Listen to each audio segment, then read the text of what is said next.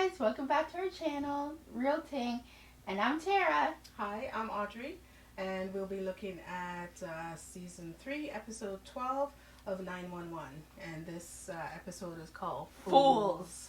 And you know when 911 says that somebody's a fool, we gotta see a whole bunch of people being a fool. Yes, so segment 1. So 3 internet pranksters doing a stunt to break the internet. Isn't that what everybody does these days? I don't understand it. Like, I don't get it. Trying to be Insta famous is not worth it. Nope. So the fools they're using a motorbike to move a merry-go-round. So they hook up the motorbike to the merry-go-round so that it keeps spinning and spinning and spinning. And then one of the guys... And then one friend is sitting in the thing to be the test dummy, I guess. Dummy. Keyword on dummy. And he's spinning and spinning and spinning. Yeah. And while the other 2 guys are filming it, and, it's live, of course. So then, of course, he can't stop spinning. Yeah. They can't, they think they got it. Oh, this is great. They're ready to turn it off, but it just keeps going. And the motorbike won't shut down. No, it's like the motorbike, because like the spinny thingy, and the bike, they're both metal, so they were rubbing up on it one another, so the bike caught on fire, so they couldn't turn off the bike. Yeah. So the thing kept spinning. So, and the guy was so caught the whole time. At first, he was. Then Yeah. So, anyways, the crew, the 2 guys, at least they called 911, at least. Right. And then the crew shows up, and they finally turn off the motorbike, but the guy's slumped over it, and his arms are still attached. And when they pull him back to say, "Are you okay?" The whole eye out of his head. Well, it wasn't out of his head. It was bulging. Well, it looked out of his head. His eyes were both bulging wide open, and they were all red. So they recognized that he has G-force poisoning. So the blood is pooling in his head. So all the blood is in his eyes. Idiot. So then what does Chimney have to do to... He has to peel back his eye. He was squeezing his eyes. Like he was Mr. Pimple Popper to his eyes. Literally. Yeah. And just blood coming out of his eye. And he's like, oh, I can see now. I can see. Yes. What happened? And his friends were back in the corner trying to hide. They were loud. They weren't even quiet. They're like, oh my God, I hope he's okay. But at least this is on live, so everything will be just fine. Yeah, which means they'll be caught. And then Athena pops up out of nowhere and is like, wait a minute, how did you find us? Yeah. You're on live, idiot. Oh. Everything's on video and it's live streaming. So the guy's in the ambulance going, and he's okay. At least they were able to save him, but he's not good friends. No. Yeah. So then we go to Chim, Buck, Maddie, and Josh. And Josh is the 911 operator that works with Maddie, yeah. Yeah. And they're playing cards, and they're just hanging out, having a night together. And Maddie is winning without even trying. And then the 2 guys, Buck and Josh, start to complaining about single life and how it's not easy to find somebody, and the only way that you're able to find somebody is online, and that's where you get 95% of the crazies. Yeah. Yeah, Chim notes that all their, he has to rub it in. He says, well, all our couple friends were busy, so we're stuck with you guys. Yeah. It's like, that's mean. Hashtag single. They're already fussing about it. Hashtag single life. That's rude. And then now you're just saying, well, we only have you here because our other friends were busy. That's not very nice. Buck and Josh talk about how difficult it is, and, Maddie and Chim, they're lucky that they have each other. And they're like, clink, clink, clink, clink. They're like, yay, we did so well finding each other. Yeah, we've done well. Lucky you. Rub it in much. So Eddie and Carla is Christopher's caregiver, and this is the first time we've seen Christopher this season. Yeah. So it was nice to see him. And they're attending his parents' teacher night. And the reports are good. you know, the teachers are trying to do this little one-liner joke as they go around, so it was It's funny. like chemistry jokes and like Yeah, to this see the and that, different and it's teachers, like, and they get to the English teacher, which is a hottie. yeah, And, and you know, Eddie's just like, as the teacher is talking about poor Christopher, Eddie is just like, oh my god, and Carla is trying to keep the conversation going, and they're doing flirty eyes, and she's like, really? Like, you know, collect yourself. So then we go to Athena, and she's been called to the hospital. There, you know, whenever there's a gunshot situation, the police get called. Yeah. So you know she's been called in. So she's looking in at this woman has this bullet. And looks like it's been in her head for about 3 months, and she doesn't remember ever being shot, and the bullet is still in her head. But she has no clue that she's been shot. You see, I have a bad memory, but I think I would know remember that if I got shot. So Athena and the detectives start to, you know, question the patient, and they notice that her behavior is just erratic. Well, like she couldn't remember the doctor that she just saw less than an hour ago, and like she's very organized. She has usually, she has like she's a notebook and everything, and so it doesn't sit well. And her husband's out of town, so they now have this little case that they have to investigate. So then Eddie is called to school because Christopher has been hurt, and of course Eddie, you know, just goes running off because he's so scared that anything could happen. Well, if anybody remembers, Christopher has cerebral palsy, so like he can't walk without his crutches, and he got this bright idea to go skateboarding. And he fell. Yes, and he hurt himself. So his dad comes and he's all worried, and then, you know, Eddie gets off at the teacher, because it was the English teacher that called, you know, the teacher that he was giving the eyes to, and so now he's all upset at her because she didn't watch out for Christopher. You know, he expected the teachers to be watching out for him more because he feels that now these kids are making fun of the handicapped child and, you know, really making his life difficult. But Carla suggests to Eddie that, you know, maybe you should be teaching Christopher his limits. That, you know, even though he is handicapped, he has to know what that means for him. And of course Eddie resists that because he's always told Christopher that he can do whatever he wants to and do. it was so cute because Christopher's sitting there and it's like, Christopher, why did you do that? And it's like, Dad, you always said I could do anything. You lied. And I'm like, eh. So yeah, he was not impressed with his dad for that. And Josh tells Maddie he was all excited, and you know, that he was going to reactivate his profile, his dating app. Yeah, and he got a match, and they're going to be hooking up. So he's all excited to be going out on a date. Yay! Yeah. So then we move on to our second segment, and there's an online profile match, and they're doing it like it's like Tinder. So they're showing you the connection and how, you know, they're messaging back and forth. So this is Tessa and Gary, and they've just met online. They're messaging, trying to get to know each other, and then they decide to meet up and go for a date. And their date was good. It turned out well, so they decide to go back to his apartment. So as they're talking in his apartment, and I think, you know, they're getting ready to get a little intimate, she decides that, oh, I gotta go to the washroom. Yeah. But even on the app, it's telling you, it's sort of saying, you know, do's and don'ts for a date. Yeah. And, you know, on the first date, maybe you should not be doing that. Go before the or date, after, but not during the date. Don't do a number 2. So she, of course, goes in the bathroom and does a number 2. And then of course, trying to flush. And it won't flush. And then instead of, it's not even not flushing now, it's coming up. Right? And it's going, and it's like, she's freaking out. And she's like, oh my God. And he's out there going, he's spritzing all over the place, getting himself ready. Yeah. And it's just like, oh, you poor thing.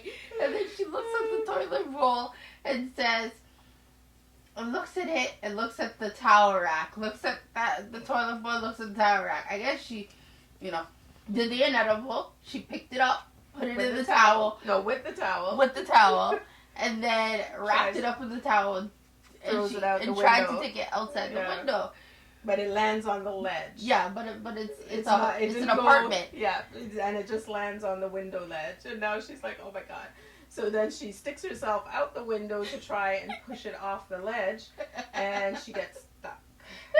Her whole body got stuck, and she's like, no, and she thought, oh, maybe I can get myself out. But as her foot touched the ramp, in the window, it broke. So here she is, just literally dangling, and she's like, oh god, yeah, he's never gonna want to see me again. But he calls. He's sitting there going, I don't know what she's in there for so long, because he's the one that calls 911. Yeah, and he has no clue why she's in there so long.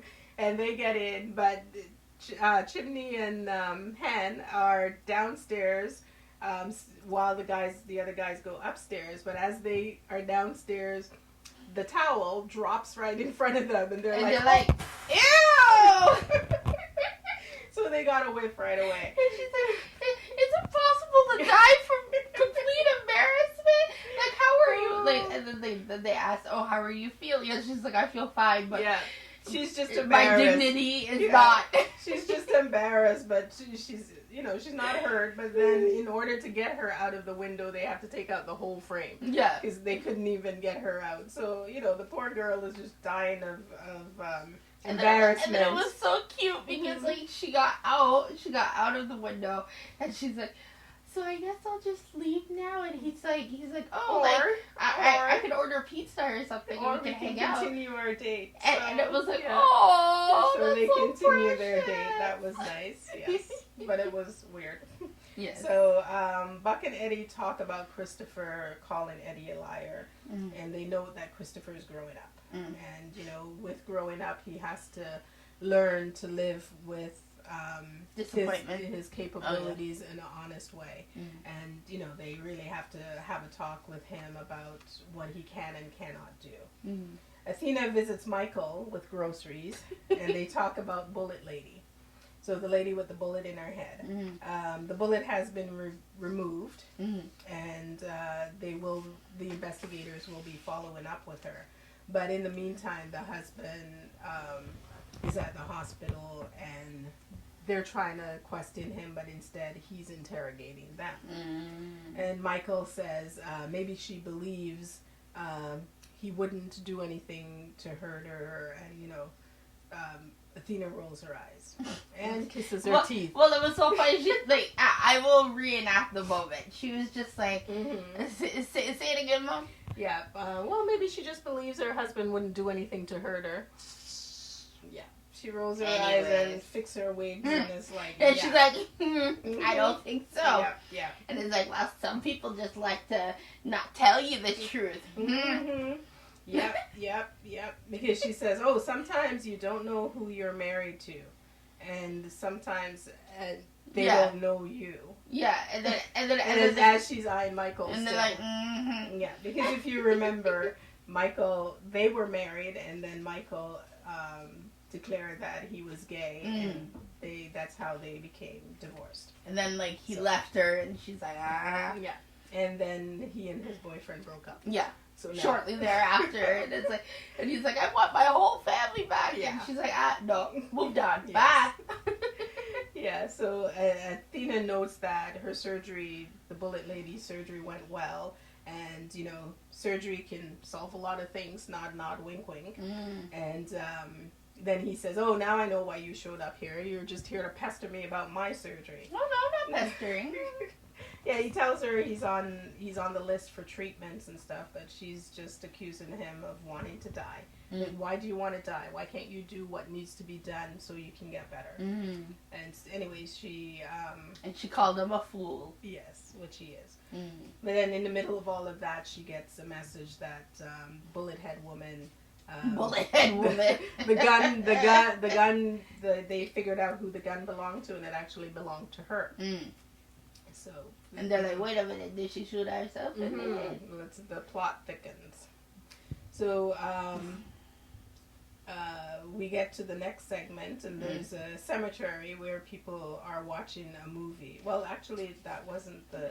It was Josh. Yeah, it was the next segment. Yeah. So people are watching a movie in the cemetery. Yeah. They have a screen set up in the cemetery. At first, I was like, oh yeah, that's a cemetery. But I was like, no, I don't think that's a cemetery. Yeah, I'm like, it's a cemetery. I don't think I'd be going there for a movie. Yeah, no. You know. So Josh is walking towards his date. I guess that's where they decided to have their date at this movie in the park cemetery. So cute. Yeah, no.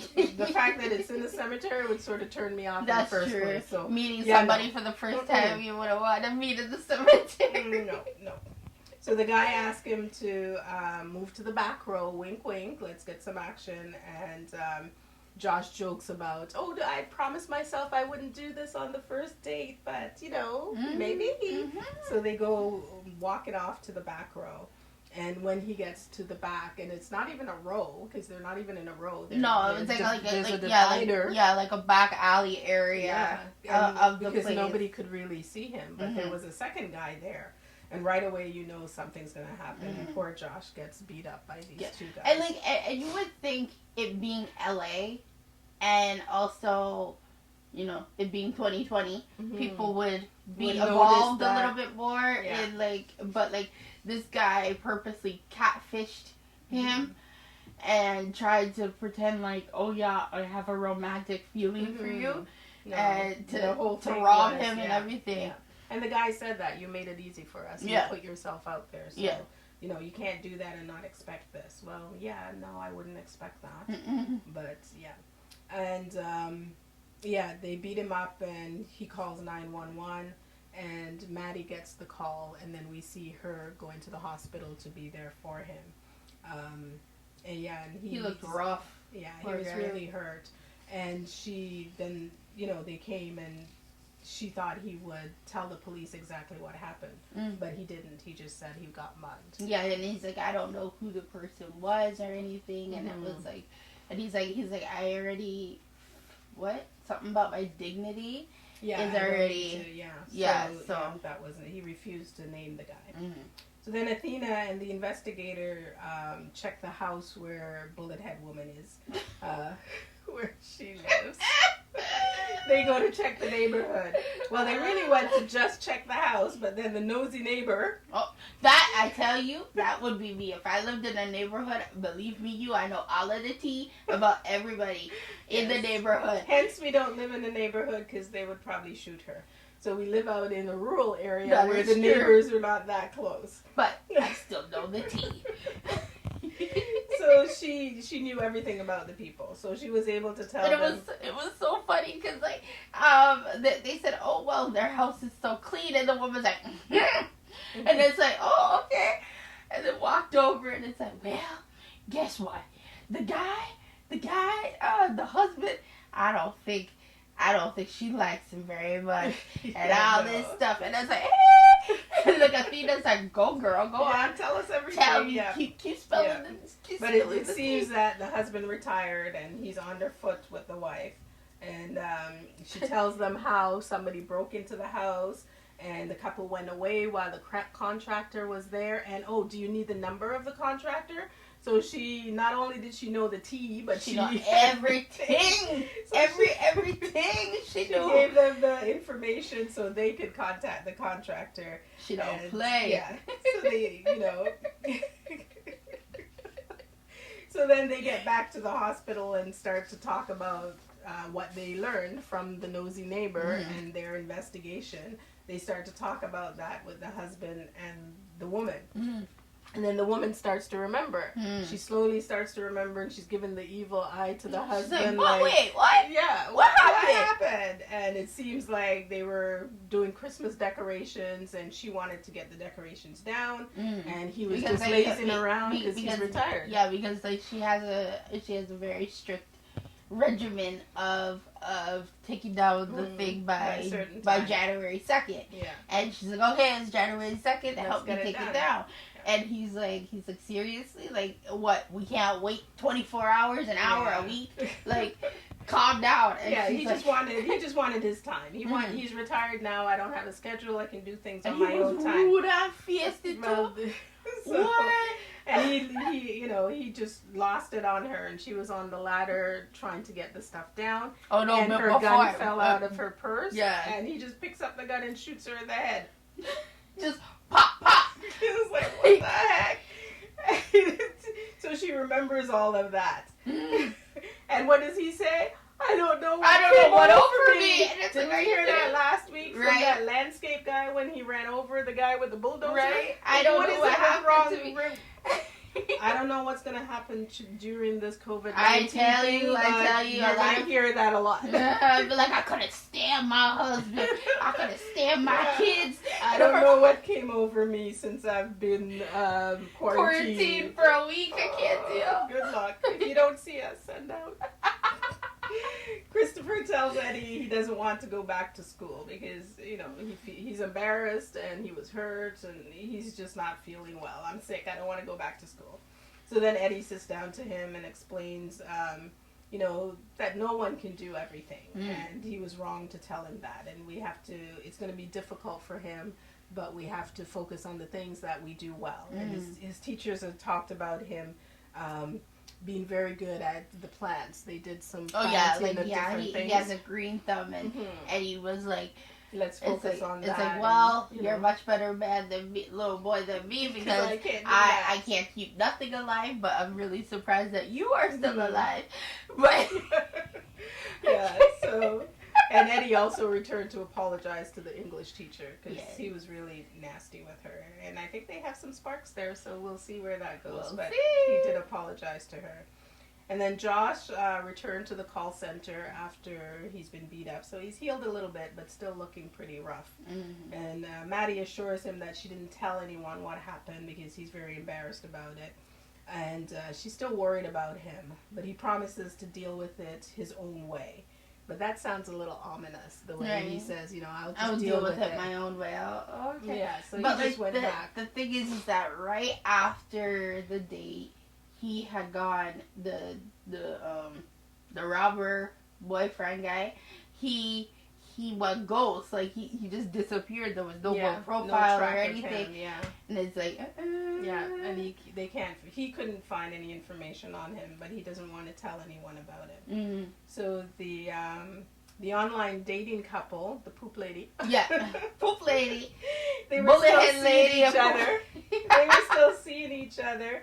And it was a gift, anniversary gift, maybe like a thank you gift type thing. And it was a plunger. I know, that was so cute. And then the bullet head lady, her husband's now in jail. And she's at home enjoying her life. And nosy neighbor pops by with a casserole. Yeah. So, they're hanging out and celebrating being single and having nobody to tell them what to do. Yeah. And Christopher and Eddie, they go visiting a skateboard park. We see them coming up. And then we see Buck and Carla join them. And they have a contraption where they put Christopher in. And it secures him, but this way he can experience what skateboarding is actually like. Yeah. So that was nice that he got to do it in a safe way. He was so cute. He was having so much fun. I was like, Christopher! I love Christopher so much. Like, I thought my boy was going dead last season, and I was like, please, baby, please, don't kill my Christopher. I know, but he's good. He's safe and he's thriving, and it's good to see him as an actor. We have, my stepson has spina bifida. He's in a wheelchair. So we have somebody with, that's handicapped in our family. And whenever and he's also an actor. Yeah, he does acting. So, to see them in their own element, enjoying something that they can do naturally, it's really very invigorating for the family and everyone else. So our one-liners for this episode of 911, we'll start with... the guy, the pranker guy. Yeah, because when Dum Dum to Dum Dum, the one that was spinning Dum Dum. Yeah. When he was in the ambulance and he said to Chim that, man, I really need some new friends. You think? And it was like, I think you do. You're like, don't go back to your old friends. And then with Athena and Michael, when they were talking about, sometimes you don't know who you married. And Michael himself said, well, the truth eventually comes out. Because, in his situation, he had to finally fess up. Yeah. And then we had that husband, Bullet Head's husband. Yes, he was all pissed off at her, and the reason he shot her was, "This is my time, my retirement. I won't allow you to tell me how to spend it." Well, excuse you. And because he wanted to just do what he wanted to do, he shot the woman in the head. Right. That's where I would have said, "Boy, bye." I would have left. I would have something. Well, she didn't remember, but now that she remembers, she said, "Boy, bye." Yeah, that's true. So it all worked out. So that's it for our March 23rd 911 episode, and we hope you enjoyed our recap. So thank you for watching. Please like, comment, and subscribe. Yes, and we'd like to tell you to be safe, kind, and loving. Until next time. Bye. Bye.